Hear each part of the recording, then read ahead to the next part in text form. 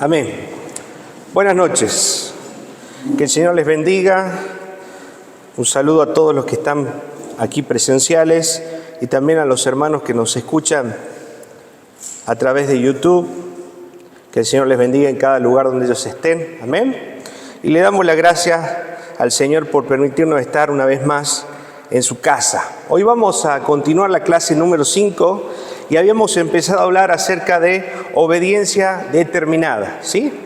Habíamos hablado acerca de esta obediencia que era una decisión que requería valor a pesar del riesgo, una decisión concreta, una decisión trascendente en la vida de cualquier hombre que reciba el llamado de Dios. Amén.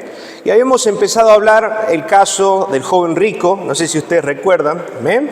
Y habíamos visto que en este caso el Señor le da la posibilidad de poder seguirle, y entre esas cosas el joven rico se acerca, tiene un diálogo con el Señor, le dice: Señor, yo he cumplido con esto y tal y tal y tal. Se ve que este joven trataba y buscaba cumplir la ley, pero una cosa le faltaba, amén. Ahí es donde Jesús apunta a ese amor y ese aferrarse a las cosas materiales y les dice: vende todo lo que tienes, dáselo a los pobres y sígueme. Amén. Y vemos que inmediatamente este joven se vio frente a una decisión trascendente en su vida, por lo cual decidió dejar de lado la opción de seguir al Señor y continuó con una vida como la venía llevando, donde podemos ver implícitamente que el amor profundo que él tenía por las riquezas. Amén. Es más, en el mismo versículo que hemos podido analizar, poco más adelante dice que este joven confiaba en las riquezas. Habíamos analizado lo que era el amor al dinero, raíz de todos los males, y cómo el Señor en su palabra compara el amor al dinero con el amor a Dios y lo pone en una competencia dentro del corazón del hombre, tanto así, amén, que dicen el hombre no puede amar a dos señores, o ama al Señor o ama a las riquezas, amén. ¿Por qué entendemos esa complejidad y esa...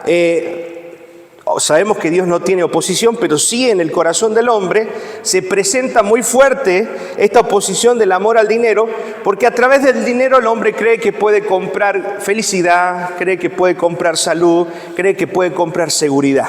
Amén. Y es de alguna manera un reemplazo de ese Dios protector, de ese Dios proveedor y de ese Dios que nos asegura con su presencia. Amén. Entonces vemos ese reemplazo que se levanta también y presente en el corazón del hombre, y también para analizarnos nosotros hoy en día, dónde está nuestro corazón y si realmente nuestra confianza está en Dios o en cualquier otra cosa. Puede ser el dinero, puede ser las personas, pueden ser nuestras capacidades. Amén. Nada debe ocupar el lugar de Dios en nuestro corazón, si no estaríamos cayendo en idolatría. Amén. Todo lo que ocupa el primer lugar en nuestro corazón, todo aquello donde vamos a buscar y encontramos confianza, seguridad, protección, todo eso en lo cual nos vamos a refugiar, que no sea Dios, es idolatría en nuestros corazones. Amén. Entonces, vamos a continuar a partir de la diapositiva número 10, si lo podemos poner, por favor, y vamos a analizar esta obediencia al llamado de Jesús.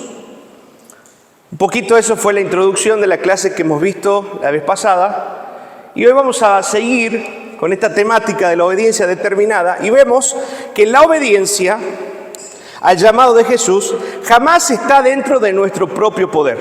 Amén. Eso quiere decir que por nuestras propias fuerzas, por nuestra propia capacidad, es imposible responder al llamado de Dios. Solamente a través del poder del Espíritu, a través del poder de nuestro Dios manifestado en nuestras vidas, es que vamos a poder responder ese llamado. Amén. Ahora, seguimos analizando. Si, por ejemplo, entregamos todas nuestras posesiones, como le pedía Jesús a este joven, ese acto no es en sí mismo la obediencia que Él demanda. ¿Por qué? Vamos a ver. Sin dudas, en el mismo acto de entregar sus bienes, un hombre puede ser leal a sí mismo. ¿Y qué está hablando esto? Muchas veces servimos al Señor aportamos en la obra del Señor, tanto en nuestro tiempo, en nuestros recursos, con nuestra vida, pero la intención y motivación de nuestro corazón no es hacerlo para la gloria de Dios. Amén. De eso está hablando. O sea que podemos hacer un montón de cosas y obras para el Señor, pero cuando la motivación de nuestro corazón no es darle gloria a Dios, todo eso es en vano, no sirve delante de Dios. Amén. Nada de lo que podemos hacer fuera de que nuestra motivación sea glorificar a Dios es total y llanamente en vano. Debemos analizar nuestras motivaciones, debemos analizar nuestro corazón, analizar, y por ahí yo eventualmente le pregunto, ¿por qué servís al Señor? ¿No? Y uno que otro me dice, porque me hace bien, ¿no? ¿A usted qué le parece esa respuesta?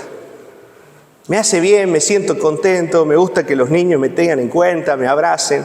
¿Será esa la motivación correcta?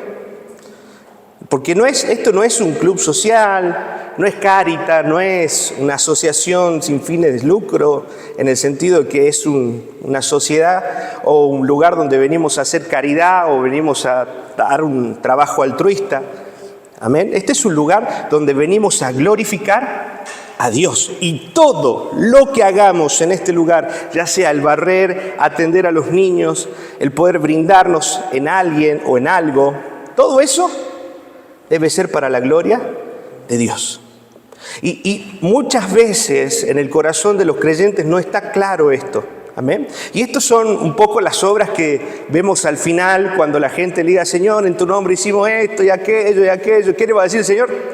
Apartado de mí, no los conozco, hacedores de maldad. Amén. Porque hicieron muchas cosas, entregaron su tiempo, entregaron su vida, pero su motivación fue su propia gloria. Mucha gente trabaja y hace cosas para el Señor para ser reconocidas. Amén. Mucha gente hace un montón de obras para el Señor porque quizá en su casa está solo, no sabe qué hacer, en la iglesia se siente útil. Y nada de esas cosas son opciones válidas para un siervo de Dios.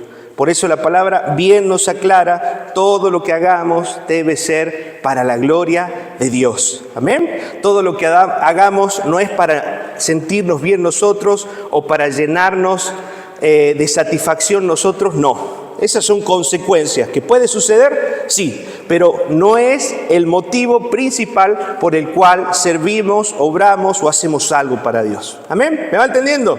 Si no, estaríamos trabajando ¿para quién? Para mi propia gloria, para mi propio reino, el reino de Mateito, ¿no? Ahí donde Mateito es exaltado, es reconocido por los hermanos, por lo que hace, por lo que enseña. Mirá cómo se levanta, cómo trabaja. A mí no me importa nada de eso. Lo único que me importa es que al final de nuestros días el Señor nos conozca. Amén. Eso es lo que tiene que importarnos en nuestro corazón. Todo lo que hacemos, lo hacemos para reflejar la gloria del Señor en nuestras vidas. Amén. Ahora, sin dudas, como dijimos, ese mismo acto de entregar sus bienes, hablando de este hombre, podría ser leal en sí mismo, pero un ideal y no un ideal al mandato de Cristo. Primera de Corintios capítulo 10, que es el versículo que vengo diciendo. Primera de Corintios capítulo 10, versículo 31. Este es Pablo hablándole a la iglesia de Corintios y también a nosotros. Primera de Corintios 10, 31. Y dice, si pues coméis o bebéis o hacéis otra cosa, ¿qué dice? Hacerlo todo para la gloria de Dios. Amén. Hacerlo todo para la gloria del Señor. ¿Sabe que también hablando de estas cosas, de construir nuestro propio reino y buscar nuestra propia gloria, venía a mi mente el pensamiento de los estoicos, ¿no? Los estoicos era una filosofía griega en la cual ellos buscaban como objetivo y encontraban placer, podemos decirle, en tener una moral intachable. O sea que ¿qué estaban haciendo? Construyendo su propio ego. ¿Amén? Y esos son los moralistas, que aún dentro de la iglesia puede haber moralistas, gente que es intachable, gente que hace obras, gente que vos ves el testimonio de vida que tiene es totalmente intachable. Pero toda la motivación de su moral no es la gloria de Dios, sino es su propia gloria. ¿Se da cuenta? Que podemos quizás estar haciendo y teniendo los mismos resultados, pero la motivación del corazón es equivocada. Y delante del Señor eso no sirve. Amén. Isaías dice que son trapos de inmundicia. No sirve. Amén. Nada de lo que hagamos sin tener en cuenta la gloria de Dios sirve. Ahora, la verdadera obediencia nos libera de nuestro propio yo. ¿Está escuchando? ¿Qué hace la obediencia verdadera? Nos va a liberar de buscar la gloria o el reconocimiento hacia nosotros. Si no, quedaríamos más esclavizados a nosotros mismos. Entonces, cuando realmente hay una verdadera obediencia, cuando realmente hay un verdadero servicio, cuando hay realmente un verdadero llamado y estoy respondiendo a ese llamado del Señor, amén. Todo eso nos va a liberar, si lo hacemos realmente para la gloria de Dios, nos va a liberar del yo. O sea que no tiene que haber que en nuestro corazón orgullo de hacer lo que hacemos o creernos algo o alguien. No somos nada, solamente instrumentos en las manos del Señor. Analicemos nuestra motivación. Miren lo que dice Jeremías, capítulo 17, versículo 10. Jeremías 17, 10. Por ahí no está ahí, así que si lo puede anotar, sería bueno. Jeremías 17, 10 dice: Yo Jehová, que escudriño la mente, que pruebo el corazón para dar a cada uno según su camino, según el fruto de sus obras. Amén. O sea que ve el Señor más allá de lo que yo puedo hacer, nuestro corazón, nuestra motivación. Es Dios el que va a escudriñar, ¿sí? Y nuestro corazón. He tenido casos dentro del servicio de la iglesia, no digo ahora, pero en algún tiempo, donde gente venía y servía y me decía: mira cómo me va mal en esto, me va mal en aquello, no pasa nada con esto, no pasa nada con aquello. Y yo le sirvo a Dios, y yo le diezmo, y yo le ofrendo. Él creía que por hacer esas cosas estaba canjeando por la bendición de Dios. Entonces su motivación en las cosas que hacía, ¿realmente era la gloria de Dios? No. Su motivación era que a él le vaya bien en la vida por lo que estaba haciendo. ¿Se da cuenta? Y a Dios no se le escapa nada. Va a darle a cada uno según sus frutos. Porque Él ha estado escudriñando el corazón de cada uno de nosotros. Él conoce lo más profundo de por qué estamos haciendo lo que hacemos. Amén. Es muy importante analizar la motivación de nuestro servicio. Hasta preguntarles hoy: ¿por qué están acá? ¿Por el deseo de querer servir? ¿Sí? Era una pregunta que hice el discipulado anterior. ¿Por qué están acá? Y muchos me decían: no, porque queremos servir. Listo. ¿Sabe qué? Esa no es la motivación. La motivación de estar acá es poder conocer más al Señor. Nada más. Para poder amarle y confiar en Él. ¿Amén? ¿Me está entendiendo? Debemos analizar la motivación de nuestro corazón. Primera de Corintios, capítulo 13, versículo 3, la tan famosa prominencia del amor de Pablo, que nos dice: si repartiere todos mis bienes para dar de comer a los pobres, y si entregase mi cuerpo para ser quemado, miren todo el extremo de hacer cosas, ¿no? Y no tengo amor, de nada sirve. ¿Se dan cuenta? Estamos viendo y analizando una vez más que la motivación del corazón. Mire qué extremo, dar tu propia vida, ¿no? ¿Cuánto dicen: cómo me esfuerzo por la iglesia, cómo me esfuerzo por Dios y cómo hago aquello? ¿Cuál es la motivación de tu corazón? Si no hay amor, de nada sirve.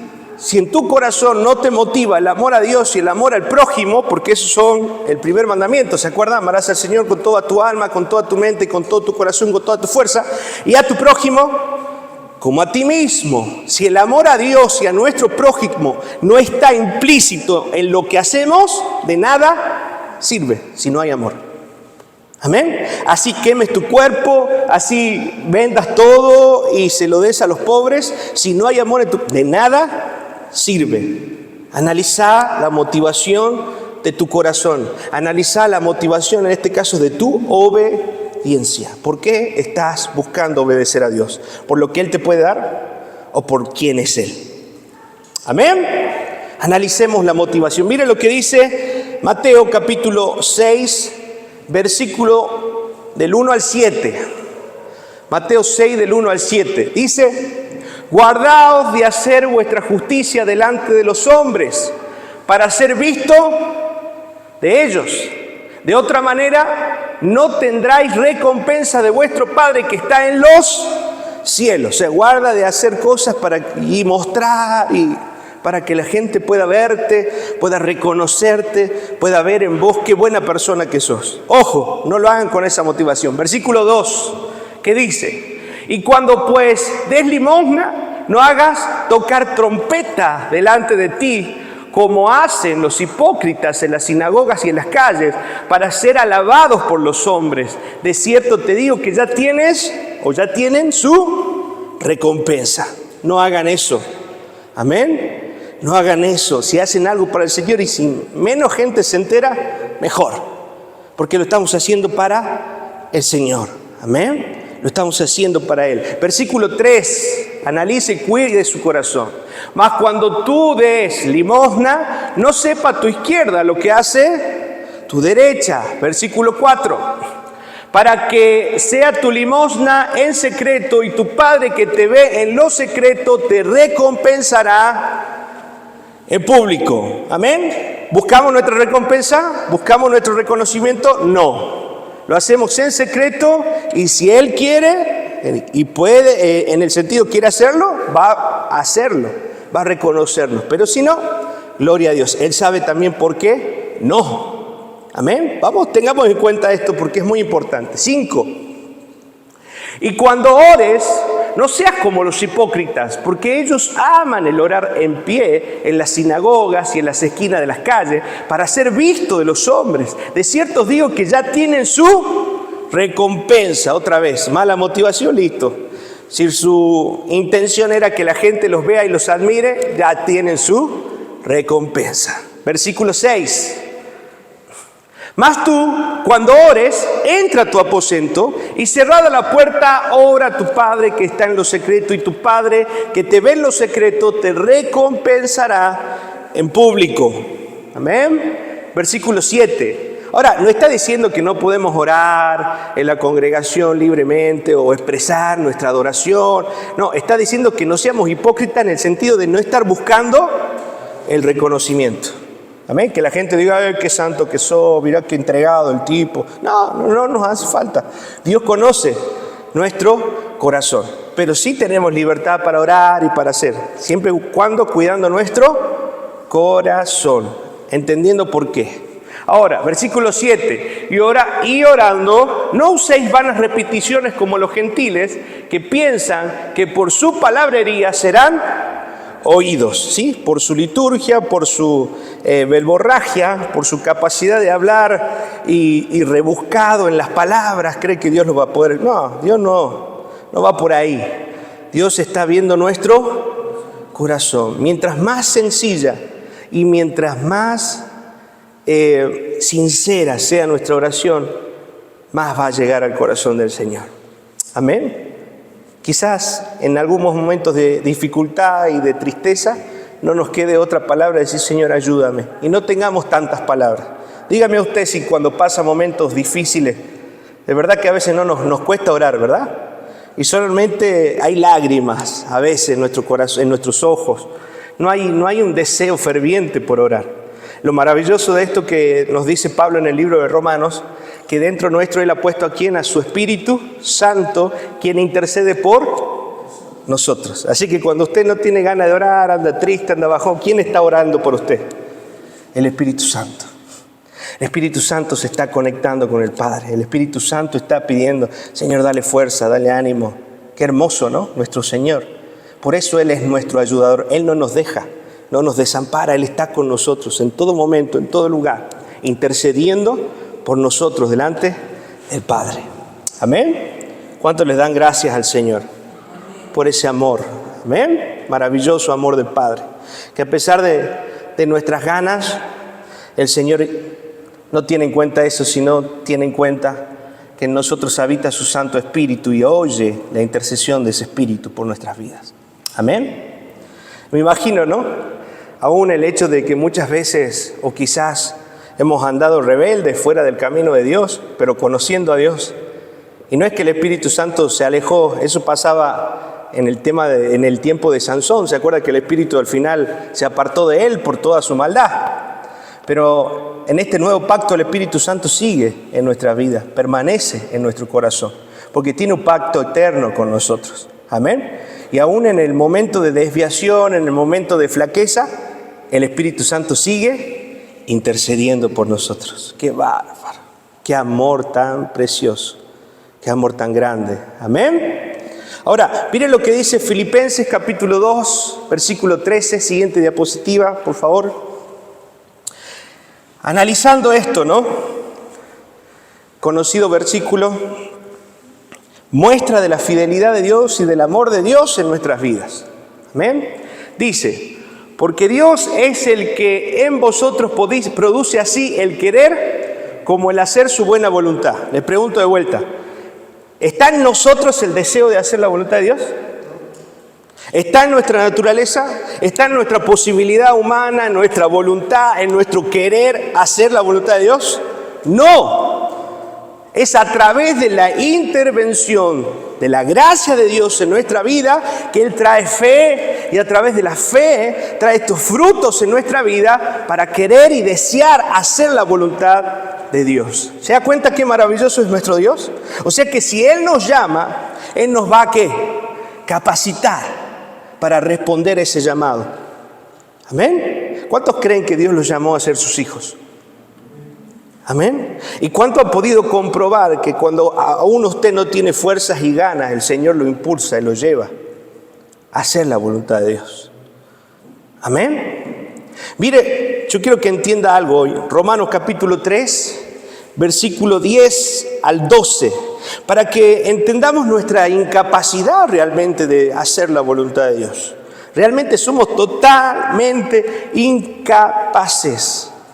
Miren lo que dice, Romanos 3:10, dice, como está escrito, no hay justo, ni aún uno, no hay, no existe. Nadie puede decir, yo soy justo, por eso tengo el deseo de hacer. Mentira, no hay justo. Versículo 11, dice, no hay quien entienda. Amén. Sí, ¿por qué entendemos nosotros las cosas espirituales? ¿Qué pasó? ¿Qué hizo el Espíritu de Dios? Vino a nuestras vidas.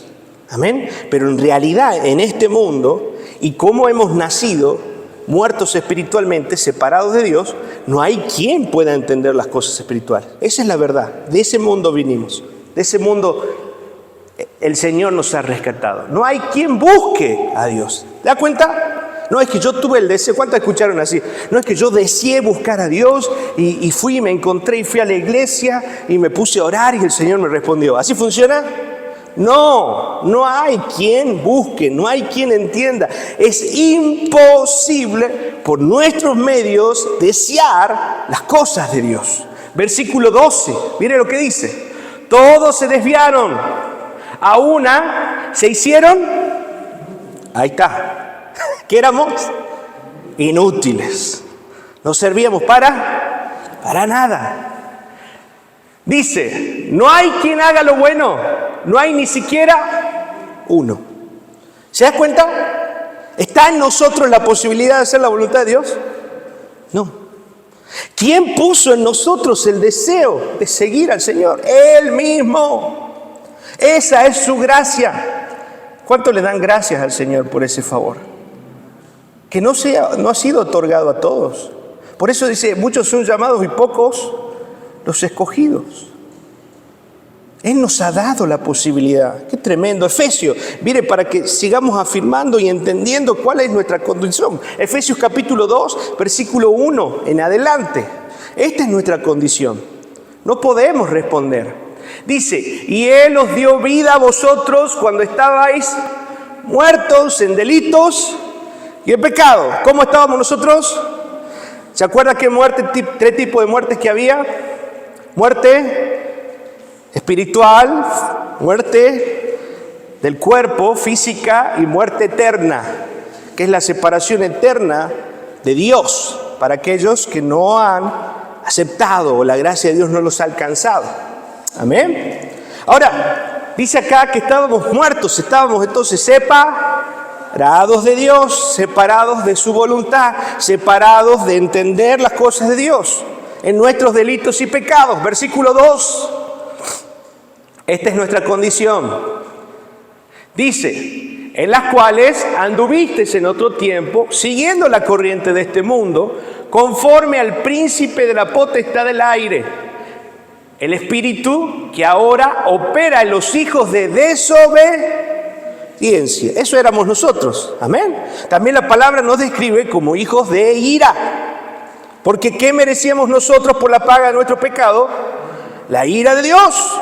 La justicia de Dios se manifiesta en la ira de Dios que cayó sobre Cristo Jesús y no en nosotros. Por eso Él es el intermediario a través del cual nosotros encontramos y hallamos la gracia y hallamos la salvación. Amén. La ira de Dios. Ahora, mire cómo andábamos caminando en las corrientes de este mundo conforme al príncipe de las potestades del aire. Versículo 3. ¿Cuántos se reconocen en estas palabras antes de conocer al Señor? Todos. Amén. Y no es garantía que hayas nacido en una iglesia, ya te dije, o ya les dije. El hecho que hemos nacido en un garage no nos hace autos, ¿verdad? ¿Sí? Aunque hemos nacido en una cuna cristiana, en una casa cristiana, en una iglesia cristiana, no garantiza que yo sea un cristiano. Amén. Versículo 3. Entre los cuales también todos nosotros vivimos en otro tiempo en los deseos de nuestra carne. Amén. ¿Cuántos pasaron por esto? Amén. Haciendo ¿qué? La voluntad de la carne y de los pensamientos. Éramos por naturaleza, y ahí lo dice, hijos de ira, lo mismo que los demás. ¿Pero qué pasó? La gracia de Dios se manifestó en su llamado y nos despertó de esa muerte espiritual, sopló vida en nosotros, nuestros ojos se abrieron y Él nos dio una nueva naturaleza, una nueva identidad y una nueva comunión con aquel que por naturaleza estábamos separados, apartados. ¿Amén? ¿Se da cuenta que es imposible para nosotros? ¿Se da cuenta? Yo quiero que usted hoy comprenda la gracia de Dios en su vida, el amor de Dios, cómo Él ha tenido que intervenir en su corazón, en su mente, para que usted hoy esté deseando las cosas. Porque no está en nosotros la posibilidad. Romanos capítulo 5, versículo 10. Mire lo que dice. Porque siendo, ¿qué éramos? Enemigos, fuimos reconciliados con Dios por la muerte de su Hijo. Mucho más, estando reconciliados, seremos salvos por su vida. Está hablando de su resurrección. Amén. A través de esa muerte, dice su palabra, entonces, que hemos sido reconciliados, porque estábamos siendo enemigos de Dios. Había una enemistad, había una separación a través del pecado. ¿Me va entendiendo? Está claro, no podemos por nuestras fuerzas hacer la voluntad de Dios. Es pura gracia de Dios manifestada en nuestro corazón, la que nos pone el deseo del querer como el hacer por su buena voluntad. Es Él. Gracias, Señor. Amén. Esto nos tiene que llenar de gratitud, nos tiene que llenar de humildad, nos tiene que llenar de reconocimiento, de honra a nuestro Dios, porque Él ha sido bueno, muy bueno con nosotros. No lo merecíamos. Amén. Ahora, el paso de obedecer de una manera determinada no es una oferta que podamos hacerle a Jesús, sino que es siempre su ofrecimiento lleno de gracia hacia nosotros. Amén. O sea que no es que yo pueda responder, sino es que Él, si Él me llama, me pone en mí esa gracia para que yo pueda responder. Cuando este paso de fe se da en este espíritu, es aceptado. Entonces no podemos hablar de una libertad de elección de parte nuestra. ¿Se está entendiendo? No es que yo quise servir a Dios, yo quise conocer a Dios y por eso yo tomé la decisión de servir. No, es gracia de Dios manifestada. Amén. Por eso debemos predicar el Evangelio, porque el Evangelio es poder de Dios. A través del Evangelio, aquellos que son suyos, sus ojos son abiertos cuando el Evangelio es predicado, porque el mensaje del Evangelio tiene el poder de Dios. Amén, como dice Pablo, el dínamos, ese poder de Dios que trae vida, ese poder de Dios que abre los ojos, ese poder de Dios que quita las escamas, está en la predicación del Evangelio de Dios. ¿Y qué es predicar el Evangelio de Dios? Es predicar a Cristo, crucificado y resucitado. Amén. Gracias, Señor. Ahora, seguimos avanzando. ¿El Señor le está hablando en esta noche? Amén. Vamos comprendiendo su gracia inmerecida. Se da cuenta que le debemos todo al Señor. Todo. No hay voluntad que intervenga en esto. Es su gracia en nuestro corazón. Mateo, capítulo 19. Continuamos con la historia de este joven rico y el desenlace de esta historia. Capítulo 23 al 25, si podemos leerlo.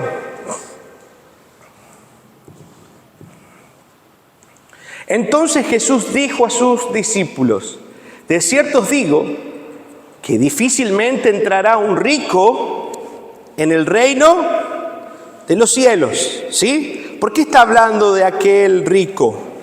Acuérdense que estábamos haciendo referencia al joven rico.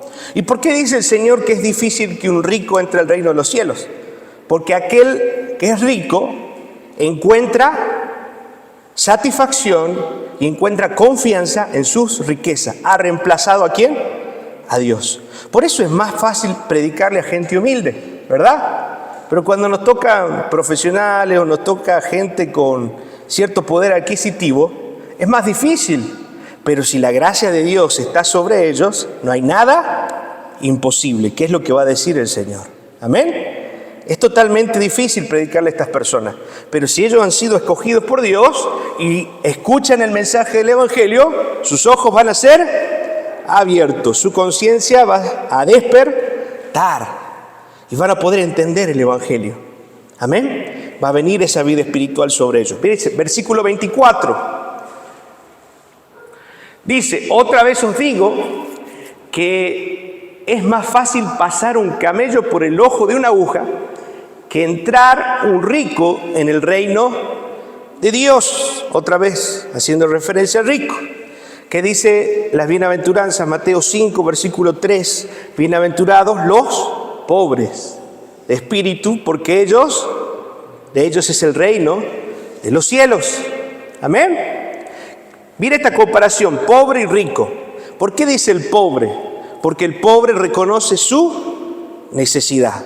En cambio, aquel rico ha encontrado confianza, ha encontrado plenitud, ha encontrado seguridad en lo que tiene y aparentemente no necesita a Dios. Por eso está diciendo esto. Es más fácil que entre, dice, un camello por el ojo de una aguja que entrar un rico en el reino de Dios. Amén. Entendiendo en este contexto hebreo, ¿sí?, hablando del ojo de la aguja, no es exactamente la aguja que usted usa, ¿no es cierto?, para coser, sino es una pequeña puerta en Jerusalén donde después de cierto horario las puertas principales se cerraban y quedaban abiertas estas pequeñas puertas para que puedan entrar la gente que venía de otros lugares y no quede fuera de la fortaleza. Amén. Entonces esas pequeñas puertas eran el ojo de la aguja. ¿Sí? ¿Entiende el contexto? Amén. O sea, es más fácil, entonces, que pueda entrar un camello que un rico entre al reino de los cielos, porque el rico está totalmente satisfecho y no reconoce su necesidad espiritual. Amén. Ahora, versículo 25. Sus discípulos, oyendo esto, se asombraron en gran manera diciendo: ¿quién pues podrá ser salvo? ¿No? Así, está difícil, ¿no? Porque de una u otra manera, quizás no somos ricos, pero nos hemos parado en el orgullo y pensamos que no necesitamos de nadie, porque yo soy autosuficiente, porque yo puedo, mi capacidad es mi forma en la cómo yo hago las cosas, que las cosas salen bien. Ese es alguien que se ha parado, ¿dónde? En el orgullo, en su corazón, que sin necesidad de ser pobre económicamente está siendo pobre espiritualmente, pero no se da cuenta. ¿Se da cuenta? Entonces que de alguna manera todos en algún momento hemos sido ¿qué? Ricos, porque hemos pensado que no necesitábamos de Dios. ¿Me va entendiendo? Ahora, versículo 25 es el final, perdón. Ahora, pregunta, volvemos a la diapositiva. ¿Quién pues podrá ser salvo? Le dicen los discípulos al Señor.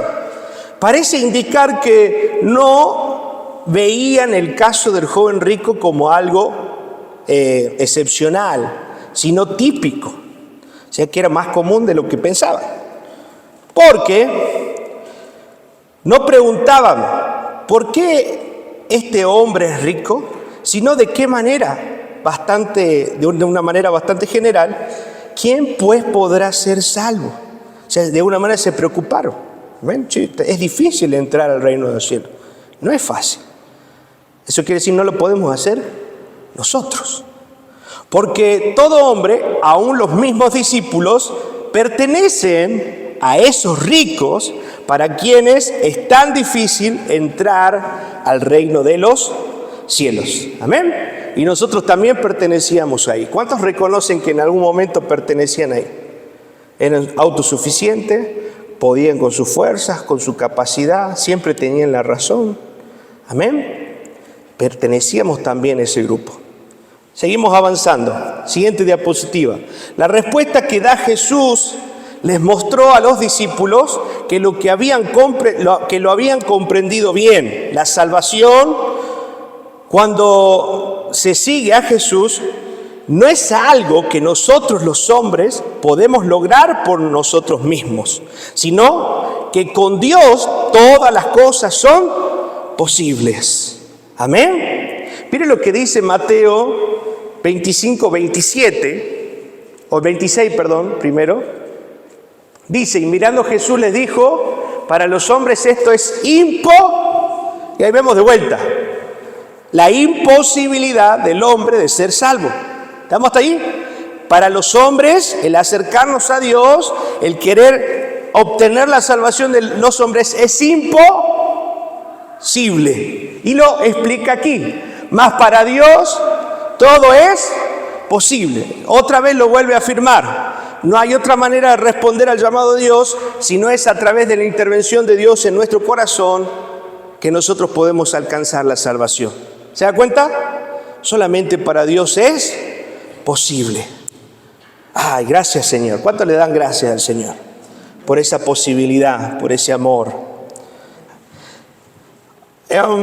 Versículo Romanos capítulo 9, del 15 al 18, si lo podemos leer. Y ya vamos terminando esta clase que no es tan larga, pero sí es hermosa para entender la mente de Cristo, para entender la lógica del Señor y cómo Él nos amó. Amén. Pues a Moisés dice, tendré misericordia del que yo tenga misericordia y me compadeceré del que yo me compadezca. Esto es el Señor. Amén. ¿De quién quiere? El Señor tiene misericordia. ¿Es por su voluntad?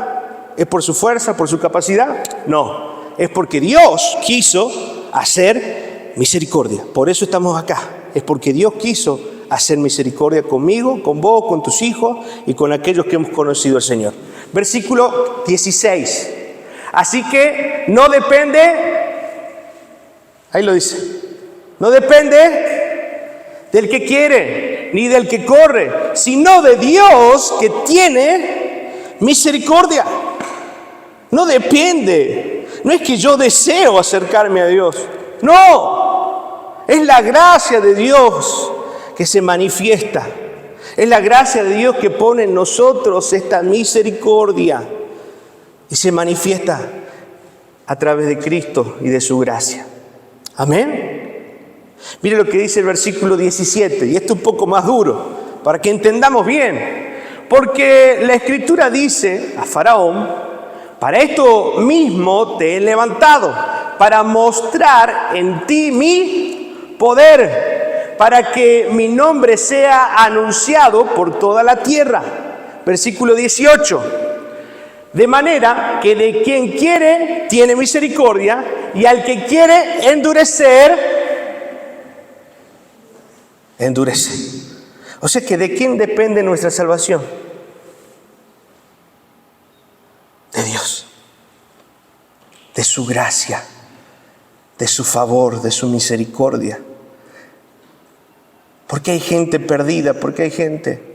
Primero porque no estamos predicando el Evangelio. El Evangelio tiene el poder para romper y quitar esas vendas. Amén. Pero Dios hace misericordia de quien quiere. Y endurece el corazón de quien quiere. Gracias, Señor. Gracias porque has tocado nuestro corazón.